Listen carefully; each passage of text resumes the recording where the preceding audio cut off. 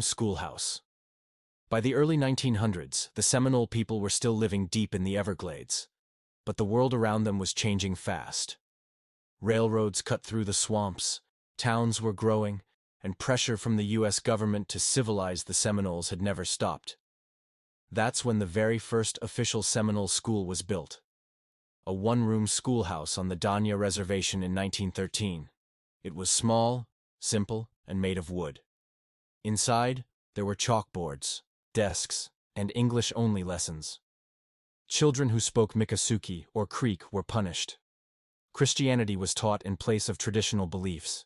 To many families, it felt less like a school and more like another battlefield.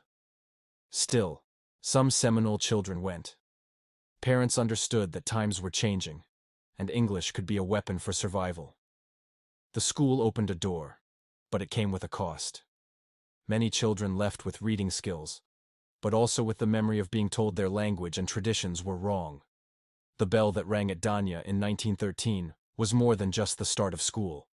It was the sound of a long struggle between keeping Seminole identity alive and adapting to a world determined to erase it. Episode 3: The Fight for Identity. By the 1940s-1960s, the story of Seminole schools, from swamp lessons to modern classrooms. Please like and subscribe. Episode 1: Missionaries in the Swamp.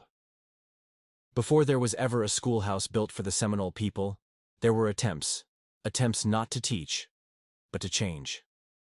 In the early 1800s, when the Seminoles were still fighting to keep their land in Florida, missionaries and government agents saw education as a weapon.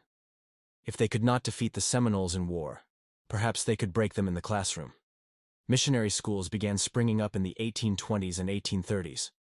Run by church groups, these schools tried to pull Seminole children away from their families. The goal wasn't to honor their ways, it was to erase them. Seminole children were taught English, Christianity, and European farming. The language of the swamp, Miccosukee and Creek, was forbidden. But the Seminole people resisted. Many children never set foot inside a missionary classroom. Instead, learning by living, tracking deer, harvesting corn, sewing clothing from palmetto fibers, and hearing the old stories around nighttime fires. For them, the Everglades was the true school, and the swamp itself was the teacher.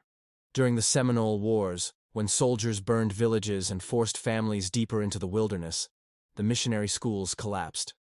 Education for the Seminoles meant survival, how to live off the land, how to fight for freedom, how to remain the unconquered. Episode 2: